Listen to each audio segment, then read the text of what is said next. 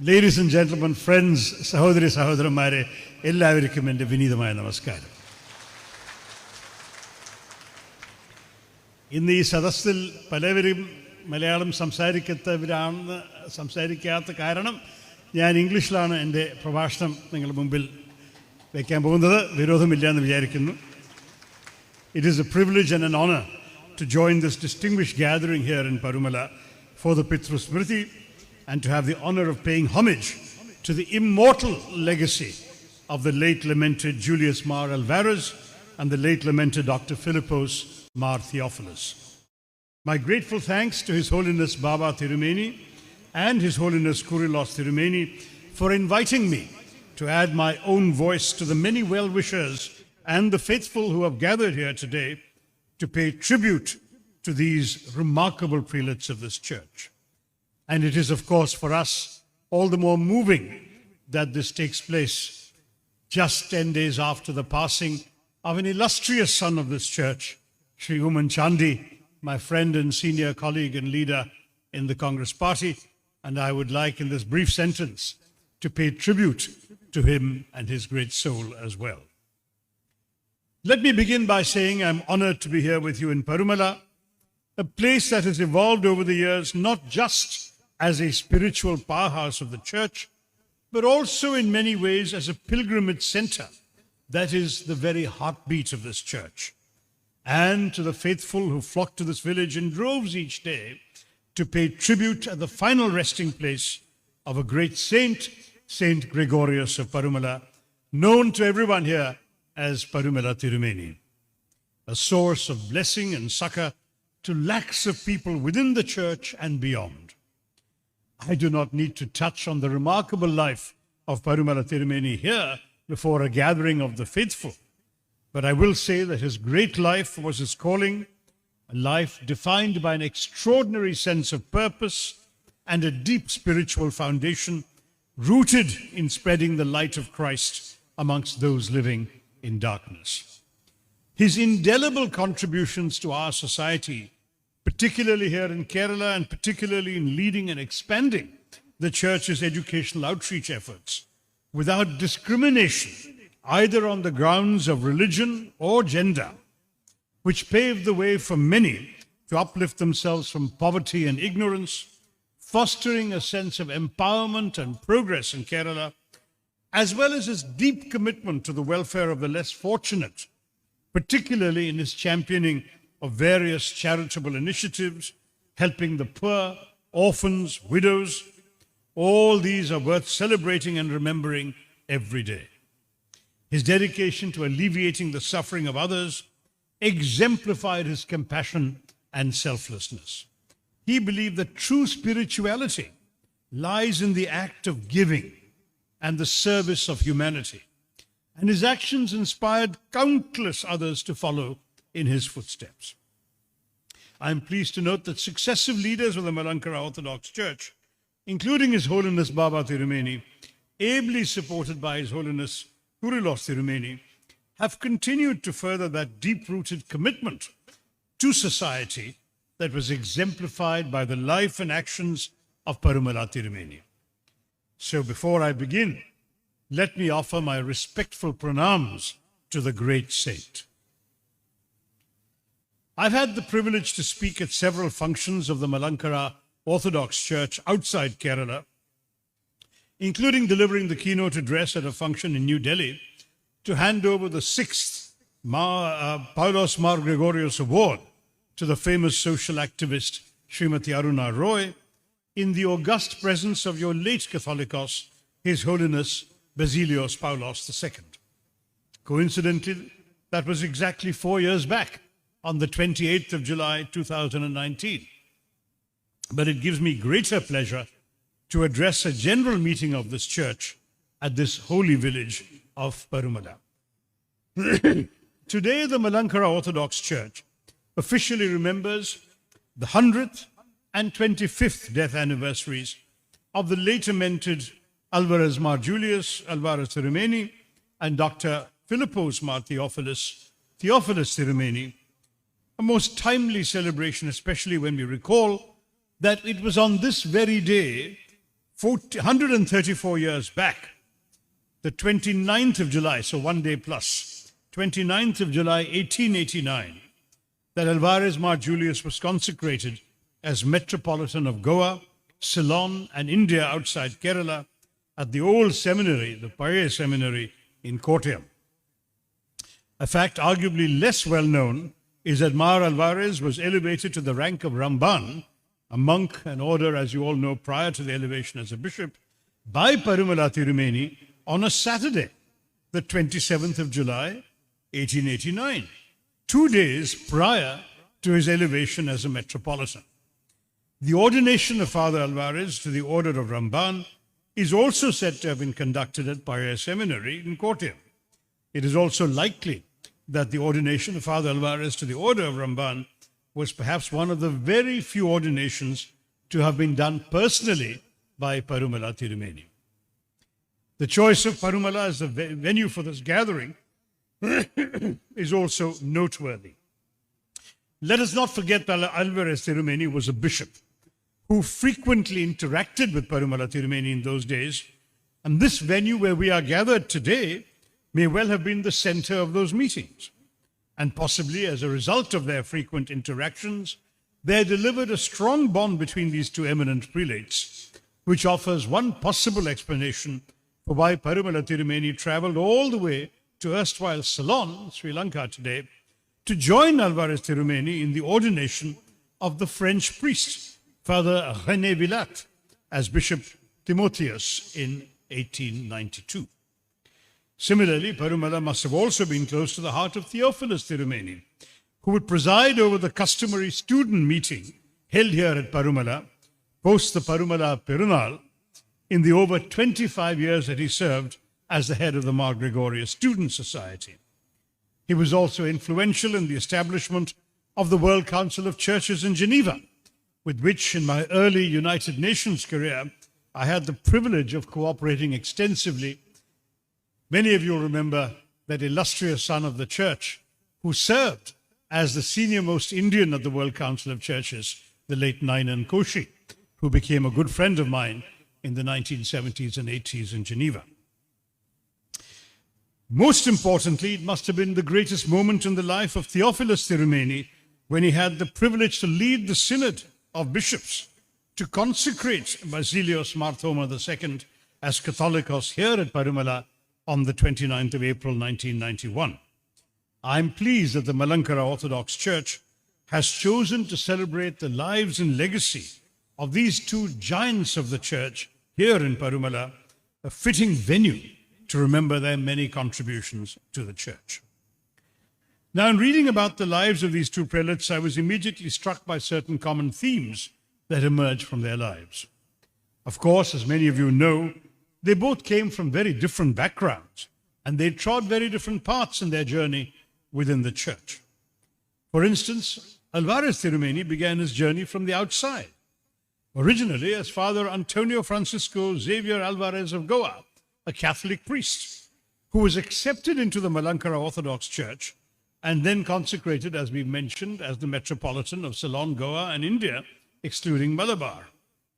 It was the first time in its 1900 years of history that the Malankara Church opened its doors to somebody from outside the community and outside the geographical boundary of Travancore, Cochin.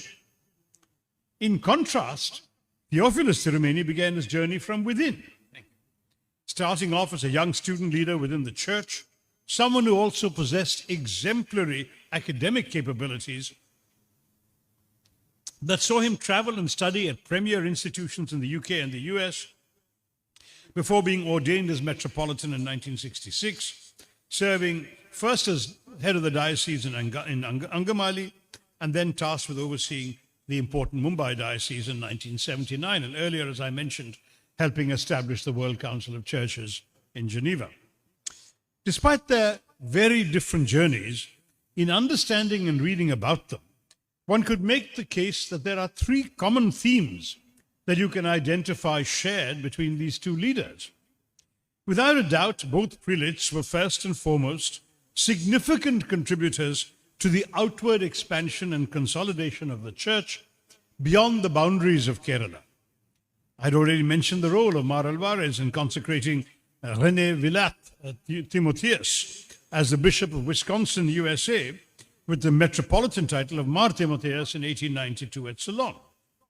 This in many ways sowed the seeds for the outward expansion of the church to its current status that includes 3 dioceses and 3 metropolitans outside India. Similarly, Father Cora Philippos, later Dr. Philippos Mar Theophilus, is often remembered as the ambassador of the Malankara Orthodox Church. As a deacon, he attended the World Conference on Faith and Order in Edinburgh in 1937, when he was just about 25 years old, where it is said that 123 churches from 43 countries participated. Mar Theophilus represented this church at WCC assemblies at Amsterdam, Evanston, New Delhi, Uppsala, and Nairobi from 1948 to 1975. And in this period, he also served on the Central Committee twice, and once headed the Committee on Division of Interchurch Aid, Refugees and World Service. This is an unparalleled contribution by a Malayali to the church and its international relations. He could relate and interact with theologians, bishops, patriarchs seamlessly, and in the process built up an excellent relationship with several other Orthodox and non-Orthodox churches worldwide. At the same time, both of these leaders were driven by a deep sense of social responsibility, particularly towards the weak and the marginalized. This would be the second trait in common. All of you, I'm sure, are familiar with Mar Alvarez's role as a selfless philanthropist and educationist, who, despite himself living on very modest means, gave his all to the welfare of the downtrodden, including the exemplary manner in which he would respond to crises like the outbreak of cholera and famine in Goa. Similarly, Mar Theophilus, who was a grassroots leader above all, did not build opulent churches and golden flagposts. Instead, he chose to spend his life building institutions in response to the needs of his time. Privileged as he was in receiving superior education, both in India and abroad, Mar Theophilus understood the importance of a good education. It was this vision that led him to set up 3 student centers, Kottayam, Thiruvananthapuram, and Aluva. And finally, the third common trait, it can be argued that both these giants were patriots, for whom the welfare of the people around them mattered far more than distinctions of religion, caste, community. They did not just cater to the faithful, but were moved by a much larger sense of purpose of giving back to the nation that is well worth remembering today.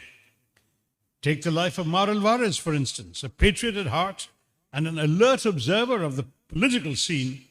Mar Alvarez could not remain a conformist against his convictions. He used the most powerful weapon, his pen, to air his opinions. He published the magazines The Cross, Our Cruz, The Truth, Our Verdad, along with a few others that called out injustice in society. There is a reference to Mar Alvarez in the Travancore State Manual, which is like this, quote, Alvarez, a Brahmin by descent, an educated man and the editor of a Catholic journal, unquote. Being a Brahmin by descent was significant in those times. Being educated and by being a Catholic by faith, Alvarez could have had a much more comfortable life had he not followed his convictions to join the Malankara Church. Instead, Mar Julius Alvarez chose the difficult path like his Lord and Master. Mar Theophilus was also no different.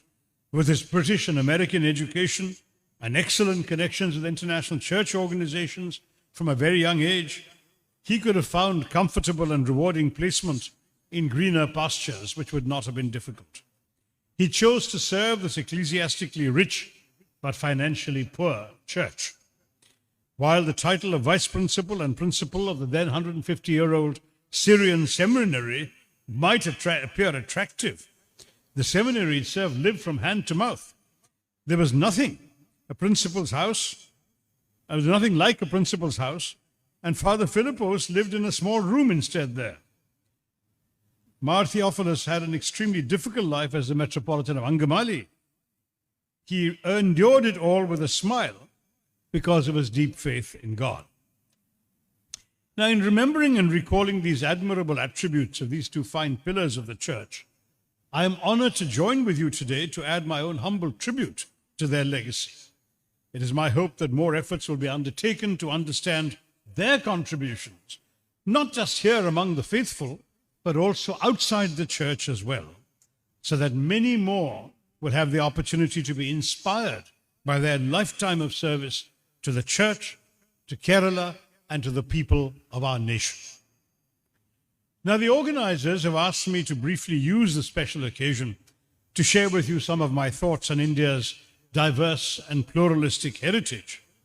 And there is arguably no better way of understanding India than through the lens of its diversity. After all, no other country in the world embraces the extraordinary mixture of ethnic groups, the profusion of mutually incomprehensible languages, the varieties of topography and climate, the diversity of religions and cultural practices, and the range of levels of economic development that India does. And yet, I have always argued India is more than the sum of its contradictions. Just thinking about our country makes it clear the immensity of the challenge of defining what it means to be an Indian, which I've attempted to do in two books 25 years apart, India from Midnight to the Millennium, and then The Battle of Belonging 2 years ago. How can one approach this land of snow peaks and tropical jungles with 23 major languages and 22,000 distinct dialects, including some spoken by more people than speak Danish or Norwegian? Inhabited in the second, now the third decade of the 21st century by over 1 billion individuals of every ethnic extraction known to humanity. How does one come to terms with a country whose population is nearly 30% illiterate, well, 25% or so illiterate, but which has educated the world's second largest pool of trained scientists and engineers? Our country whose teeming cities overflow while 2 out of 3 Indians scratch a living from the soil. What is the clue to understanding our country? A country rife with despair and disrepair, which nonetheless moved a Mughal emperor to declaim, "If on earth there be paradise of bliss, it is this, it is this, it is this." How can one determine the future of an ageless civilization that was the birthplace of 4 major religions and home to 3 others, a dozen different traditions of classical dance, 85 major political parties, and 300 ways of cooking the potato? The short answer is that it can't be done, at least not to everyone's satisfaction. Any truism about India can be immediately contradicted by another truism about India. It is often jokingly said that anything you can say about India, the opposite is also true. Our country's national motto, emblazoned on our governmental crest, is Satyameva Jayate, truth alone triumphs. But the question remains, however, whose truth? It's a question to which there are at least 1.4 billion answers, if the last census hasn't undercounted us again. But that sort of an answer is no answer at all, and so another answer to these questions has to be sought. And this may lie in a simple insight. The singular thing about India is that you can only speak of it in the plural. There are, in the hackneyed phrase, many Indias. Everything exists in countless variants.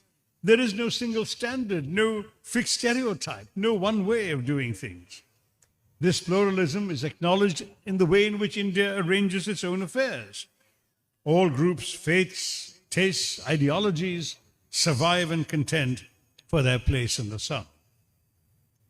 Many observers have been astonished by India's survival as a pluralist state. But India could hardly have survived as anything else. Pluralism is a reality that emerges from the very nature of our country. It is a choice made inevitable by India's geography and reaffirmed by its history. India is a civilization that over millennia has offered refuge and, more important, religious and cultural freedom to Jews, Parsis, several varieties of Christians, and of course to Muslims. Jews came to Kerala, it is said, centuries before Christ, with the destruction by the Babylonians of their temple, their first temple, and again after the Romans destroyed their second temple, and they knew no anti-Semitic persecution on Indian soil until the Portuguese arrived in the 16th century to inflict it. Christianity is said to have arrived on Indian soil with St. Thomas the Apostle, Doubting Thomas, who came to the Kerala coast and it is said was welcomed on shore by a flute-playing Jewish girl. He made many converts then, so there are Indians today whose ancestors were Christian well before any Europeans had discovered Christianity. In Kerala, Islam came through traders, travelers, missionaries, and not by the sword. The same people who had been trading with Kerala for centuries before the birth of Islam brought the news of Islam as news from the Arab Peninsula. And the fact is that one of our kings, Cheruman Perumal, was so interested that he got onto a ship and went off to Arabia to meet the Prophet in his lifetime. And the evidence to confirm the story is that today there are still Kerala coconut trees growing where he landed south of Salalah on the coastline of Oman, where, of course, Kerala coconut trees are not otherwise found. In fact, the Zamorin of Calicut was so impressed by the seafaring skills of the Kunyali Marikar community that he issued a decree urging or requiring each fisherman's family to bring up one son as a Muslim so he could have an all-Muslim navy. This is our Kerala, this is our India, a land whose heritage of diversity means that in the Calcutta neighborhood where I spent my high school years, the wail of the muezzin calling the Islamic faithful to prayer routinely blended with the chant of mantras and the tinkling of bells at the local Shiva temple, which is accompanied in turn by the Sikh Gurudwara's reading of verses from the Guru Granth Sahib on a loudspeaker down the road, and St. Paul's Cathedral was just round the corner. So the first challenge is we cannot generalize about India. The only generalization you can safely make about India is that nothing can be taken for granted about our country. Not even its name, for the very word India comes from the river Indus, which flows in Pakistan. Now that anomaly is easily explained. We know that Pakistan was hacked off the stooped shoulders of India by the departing British in 1947. So we can't generalize, we must ask the question, who then is an Indian? In our 7.5 decades of independence, many thoughtful observers have seen a country more conscious than ever of what divides it: religion, region, caste, language, ethnicity, even history.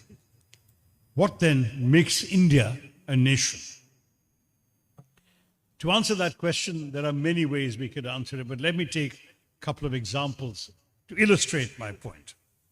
When India celebrated the 49th anniversary of its independence from British rule, that was now 1996, our then Prime Minister was H.D. Deva Gowda, who, as you know, was from Karnataka. And he stood at the ramparts of Delhi's 17th century Red Fort and delivered the traditional Independence Day address to the nation in Hindi. Of course, it's one of India's 2 official languages, often mischaracterized as our national language. 8 other prime ministers had done exactly the same thing 48 times before him. But what was unusual was that Deva Gowda from Karnataka spoke to the country in a language of which he did not know a word. He couldn't speak Hindi, but tradition and politics required a speech in Hindi. So he gave one with the words having been written out for him in his native Kannada script, in which they, of course, made no sense. Now, such an episode is almost inconceivable in any other country, but it represents the best of the oddities that helped make India India. Only in India could the country be ruled by a man who did not understand its largest language. Only in India, for that matter, is there an official language which half the population does not understand, and only in India could this particular solution be found to enable the Prime Minister to address his people. One of Indian cinema's finest playback singers was, of course, our very own Keralite K.J. Yesudas. I remember meeting him as a young man and seeing his songbook. He sang his way to the top of the Hindi film music charts with lyrics in Hindi written in the Malayalam script for him to sing. But to see that same practice elevated to the prime ministerial address on Independence Day was a startling affirmation of Indian pluralism. For you see, we are all minorities in India. A typical Indian stepping off a train, a Hindi-speaking Hindu male from the Gangetic Plain state of Uttar Pradesh, might cherish the illusion that he represents the majority community, to use an expression much favored by the less industrious of our journalists. I meant. But he does not. As a Hindu, he belongs to the faith adhered to by some 80% of the population, but a majority of the country does not speak Hindi. A majority does not hail from Uttar Pradesh. You could be forgiven for thinking otherwise. And if he were visiting, say, Kerala, he would discover that a majority of the country in this part of the India is not even male. Worse, our archetypal UP Hindu has only to mingle with the polyglot, multicolored crowds, and I'm referring to the color of their skins, not their clothes, thronging any of India's major railway stations to realize how much of a minority he really is. Even his minority status is guaranteed by the fact that he belongs to the Hindu majority, because his caste automatically places him in a minority as well. If he's a Brahmin, 90% of his fellow Indians are not. If he's a backward class, 85% of Indians are not, or so on. അപ്പോൾ ഞാൻ പറയുന്നത് ചിലവർക്ക് മനസ്സിലാക്കാൻ ബുദ്ധിമുട്ടുണ്ടെങ്കിൽ ഭാരതത്തിൽ എല്ലാവരും ന്യൂനപക്ഷികളാണെന്നാണ് ഞാൻ പറയുന്നത്. കാരണം ഏത് വിധത്തിലും ഒരു വ്യക്തിക്ക് ഞാൻ ഈ രാജ്യത്തിൻ്റെ ഭൂരിപക്ഷത്തിൻ്റെ ഒരു പ്രതിനിധിയാണെന്ന് പറയാനുള്ള അവകാശമില്ല. അഥവാ ഒരു യു പിക്കാരൻ ട്രെയിനിൽ നിന്ന് ഇറങ്ങിയാൽ അദ്ദേഹത്തിൻ്റെ വിചാരമായിരിക്കും ഞാനൊരു ഹിന്ദുവാണ്, ഞാൻ ഹിന്ദി സംസാരിക്കും, ഞാനാണ് ഈ രാജ്യത്തിൻ്റെ ഒരു ഭൂരിപക്ഷത്തിൻ്റെ പ്രതിനിധി. പക്ഷെ ഞാൻ പറഞ്ഞത് അദ്ദേഹം 2-3 കാര്യം മറക്കണ്ട. ഉത്തർപ്രദേശിൽ പല കൂട്ടരുണ്ട്, പക്ഷേ നമ്മുടെ രാജ്യത്തെ ഭൂരിപക്ഷമല്ല. അദ്ദേഹം ഒരു ഹിന്ദി സംസാരിക്കുന്ന വ്യക്തിയാണെങ്കിലും നമ്മളുടെ ഭൂരിപക്ഷം ഹിന്ദി സംസാരിക്കില്ല. രാജ്യത്തിൽ 45% സംസാരിക്കുള്ളൂ. അദ്ദേഹം പുരുഷനാണെങ്കിൽ നമ്മൾ കേരളത്തിലൊരു ട്രെയിൻ സ്റ്റേഷനിൽ ഇറങ്ങിയാൽ കാണും ഇവിടെ ഭൂരിപക്ഷം മലയാളികൾ ഇടയിൽ മഹിളകളാണ് ഭൂരിപക്ഷം, പിന്നെ പുരുഷന്മാരല്ല. അതുപോലെ തന്നെ അദ്ദേഹത്തിൻ്റെ ഹിന്ദുവായ കാരണം മജോറിറ്റി കമ്മ്യൂണിറ്റി എന്ന് പറയാനും ഭൂരിപക്ഷത്തിൻ്റെ സമുദായത്തിന് അംഗം പറയാനുള്ള അവകാശമില്ല. കാരണം അദ്ദേഹത്തിൻ്റെ ജാതി നോക്കിക്കഴിഞ്ഞാൽ ഏത് ജാതിയും ഭൂരിപക്ഷമല്ല. ഒരു ബ്രാഹ്മണാണെങ്കിൽ 90% ഭാരതീയർ ബ്രാഹ്മണന്മാരല്ല. അദ്ദേഹം ഒരു OBC ഒരു യാദവ് ആണെങ്കിലോ വിചാരിച്ചോളൂ, 85% അങ്ങനെ ഓരോരോ ശതമാനം നോക്കിക്കഴിഞ്ഞാൽ ഏത് വിധത്തിലും അദ്ദേഹത്തിനെ ഒരു ഭൂരിപക്ഷത്തെ പ്രതിനിധിയെ കാണാൻ സാധിക്കില്ല. പിന്നെ ഭാഷ എടുക്കാം. Let's take language. The Constitution of India recognizes 23 official languages in its rupee notes. നമ്മളൊരു വലിയ നോട്ടിനെ തുറന്നാൽ 23 ഭാഷയിലാണ് നമ്മളുടെ നിങ്ങൾ കോൺസ്റ്റിറ്റ്യൂഷൻ പ്രകാരം നമ്മുടെ ഭരണഘടന പ്രകാരം അതിൻ്റെ വില എഴുതിയിരിക്കണം. പക്ഷെ ശരിക്കും പറയുകയാണെങ്കിൽ 35 ഇന്ത്യൻ ഭാഷകളുണ്ട്. There are 35 Indian languages which are spoken by more than 1 million people. 10 ലക്ഷം സംസാരിക്കുന്നതിനേക്കാൾ കൂടുതൽ 35 പേരുണ്ട്. 35 മില്യൺ എന്ന് പറഞ്ഞാൽ 3.5 കോടി ജനങ്ങളുണ്ട്, പിന്നെ ഭാഷകളുണ്ട്. അപ്പോൾ and these are languages, by the way, their own scripts, their own grammatical structures, their cultural assumptions. I'm not just talking about dialects. If you look at dialects, there are 22,000 in our country today. So every Indian is speaking a minority language,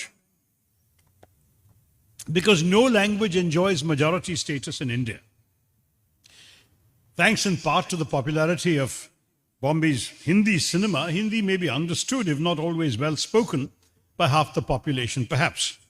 But it's in no sense the language of the majority. Indeed, its locutions, its gender rules and script are unfamiliar to most Indians in the south or the northeast. അപ്പോൾ ഹിന്ദി നമ്മൾ പലരും ബോളിവുഡ് സിനിമകൾ കണ്ടിട്ട് കുറച്ച് ഹിന്ദി കേട്ട് മനസ്സിലാക്കാനുള്ള പഴക്കമുണ്ടാവും. പക്ഷേ നമ്മളെല്ലാവർക്കും എത്ര നന്നായി ഹിന്ദി സംസാരിക്കാൻ സാധിക്കുന്ന ഒരു സംശയം വേണ്ട നമുക്കറിയില്ല.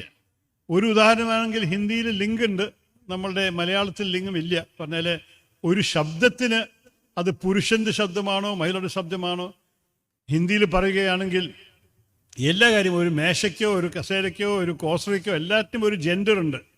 അത് നമ്മുടെ ഭാഷയിലില്ല. അപ്പം നമ്മൾക്ക് അതിൻ്റെ ലോജിക്ക് മനസ്സിലാക്കാനേ ബുദ്ധിമുട്ടാണ്. എന്തിൻ്റെ അടിസ്ഥാനത്തിലാണ് ഒരു കോശ്രീ പിന്നെ മഹിളാ ജെൻഡറും ഒരു ഒരു ഒരു ഒരു മേശപ്പുറം ഒരു മെയിൽ ജെൻഡറും എന്താ അതിൻ്റെ ലോജിക്ക് നമുക്ക് മനസ്സിലാകാൻ ബുദ്ധിമുട്ടായിരിക്കും. അപ്പോൾ ഏത് മലയാളിയും എത്ര നന്നായി ഹിന്ദി പഠിച്ച് വിദ്വാനാണെങ്കിലും ഇതിൽ ഈ കാര്യത്തിൽ തെറ്റുണ്ടാക്കുന്നത് ഞാൻ തന്നെ കണ്ട് അനുഭവിച്ച കാര്യങ്ങളാണ്. അപ്പം ഞാൻ എന്തിനാണ് ഇത്ര വ്യത്യാസങ്ങളെക്കുറിച്ച് ഞാൻ ചൂണ്ടിക്കാണുന്നത്? Why am I harping on these differences? Only to make the point that Indian nationalism is a rare animal indeed. The idea of India, to use Tagore's famous phrase, is of one land embracing many. It is an idea that a nation may endure differences of caste, creed, color, culture, cuisine, conviction, costume, and custom, and still rally around a consensus, a democratic consensus. And that consensus is around the simple principle that in a democracy you don't really need to agree, except on the ground rules of how you will disagree. Indian nationalism rejected the very idea that religion should be a determinant of nationhood. Our founders never fell into the insidious trap of agreeing that since partition had established a state for Muslims, what remained was a state for Hindus. That is not the Indian idea in the Constitution. To accept the idea of India, you had to spurn the logic that divided the country. അതിനെക്കുറിച്ച് രണ്ട് ഉദാഹരണം തരികയാണെങ്കിൽ, പാകിസ്ഥാനിൻ്റെ എതിരെ 71 യുദ്ധം നോക്കിയാൽ ആ സമയത്ത് ചില പാകിസ്ഥാൻ ജനറൽമാർ ഒരു മണ്ടത്തരം പറഞ്ഞു. ഇത് ഹിന്ദു ഇൻഫിഡലിൻ്റെ എതിരാണ് ഞങ്ങളുടെ യുദ്ധം, ജിഹാദാണെന്ന് അവർ പ്രഖ്യാപിച്ചു. പക്ഷെ ആ സമയത്ത് നമ്മുടെ ആർമി കമാൻഡർ ആരായിരുന്നു? ഒരു പാഴ്സിയായിരുന്നു, ജനറൽ മാനേക്ഷോ. നമ്മളുടെ എയർഫോഴ്സിൻ്റെ ചീഫ് ഓഫ് സ്റ്റാഫ് ആരായിരുന്നു? പിന്നെ general air vice marshal general Latif. കുറച്ച് കഴിഞ്ഞിട്ട് അദ്ദേഹം എയർ ചീഫും കൂടിയായി, എയർ ചീഫ് മാർഷലായി. നമ്മുടെ വെസ്റ്റേൺ ഫ്ലീറ്റ് നേവിൻ്റെ കമാൻഡർ ആരായിരുന്നു? അഡ്മിറൽ കുരുവില്ല, ഒരു മലയാളി ക്രിസ്ത്യൻ. ആരായിരുന്നു general officer commanding eastern command? അത് കൽക്കട്ട ബേസ്ഡ് ആയിട്ട് ഈസ്റ്റ് പാകിസ്ഥാനിൻ്റെ ആക്രമണം ചെയ്യാനും ബംഗ്ലാദേശിനെ സ്ഥാപിക്കാനും ആരായിരുന്നു? ജനറൽ ജസ്ജീത് സിംഗ് അറോറ, ഒരു സിഖ്. എന്നിട്ട് ആരെയാണ് അവർ ഹെലികോപ്റ്ററിൽ ഢാക്കയ്ക്ക് അയച്ചിട്ട് പാകിസ്ഥാനിൻ്റെ സറണ്ടർ വാങ്ങിപ്പിക്കാൻ ഒരു ജനറൽ അയച്ചത്? ജനറൽ JFR ജേക്കബ്, ഒരു ജൂയിഷ് ഭാരതീയ. ഇതാണ് India.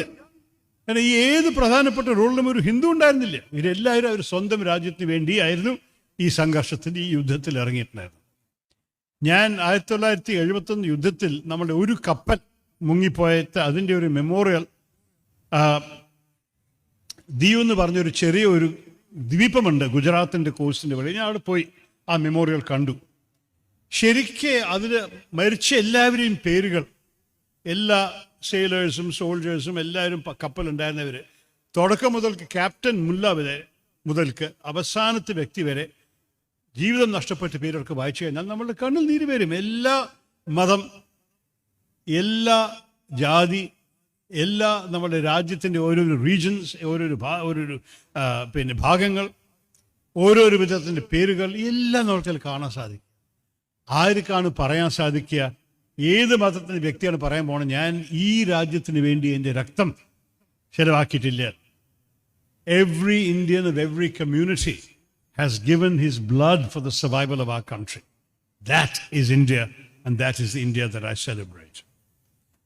Now, I know there are some who don't agree with us. There are some who want India to become a Hindu Rashtra, a land often of the Hindu majority. And we've seen the horrors of this type of discourse that refuses to accept fellow Indians as equals, whether it be the 1984 riots against Sikhs, the destruction of the Babri Masjid by Hindu fanatics and the consequent riots, the attacks on the Kashmiri Pandits in the 1990s that made them flee their own state, the Gujarat killings of 2002, the killings that took place in Delhi in 2020, or the hate crimes we hear about on a daily basis, particularly against Muslims, Christians, and Dalits. As we speak today, Manipur is still burning, with many who have lost their lives, many churches and places of worship desecrated and utterly destroyed. When the idea of India is being challenged in this way, we must resist. And the notion of Indianness in today's world is well worth celebrating. Since I'm also a writer, let me end my remarks this morning with a story, but not one of my stories. It's a tale from our ancient Puranas It's a typical ancient Hindu story of a sage and his disciples, where the sage asks his disciples, when does the night end? And the disciples say, at dawn, of course. The sage says, I know that. But when does the night end and the dawn begin?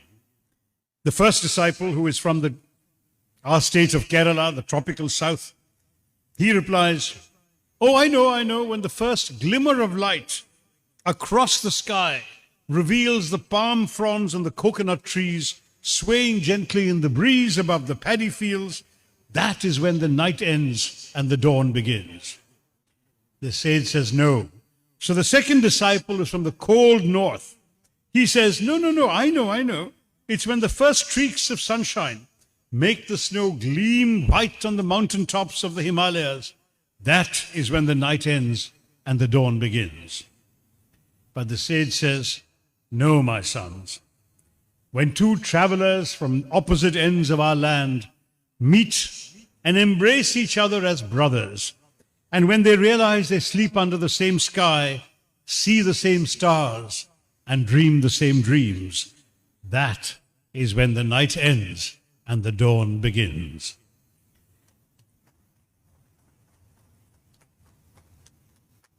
Thank you. There's been many a dark night for India in the last century and a quarter that we've all experienced and studied and learned about. We've sown many seeds of hatred and division. By preserving the diversity that is the essence of our India, I believe that India can ensure that all its people can and will enjoy a new dawn in the years to come. Thank you all very much. May you all be blessed. Jai Hind.